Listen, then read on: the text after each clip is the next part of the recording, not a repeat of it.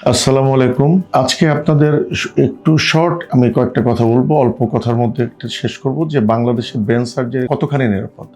Actually আমাদের যখন brain সার্জারির বিভিন্ন টুলসের প্রয়োজন পড়ে, যন্ত্রপাতি, মাইক্রোস্কোপ, নেভিগেশন, এন্ডোস্কোপ এগুলো যখন ছিল না, তখন আমাদের ব্রেন সার্জারিগুলো ছিল একটু প্রিমিটিভ স্টেজে। কিন্তু এই ইনভেস্টিগেশন, ডায়াগনস্টিক এবং হেল্পফুল টুলসগুলো আমাদের হাতে চলে আসার কারণে আমাদের ব্রেন সার্জারি বর্তমানে খুব সহজ হয়ে গেছে।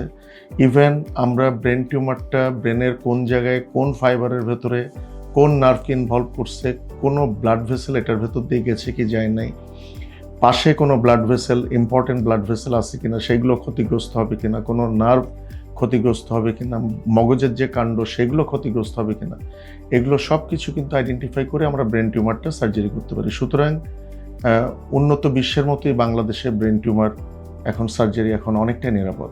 ধন্যবাদ।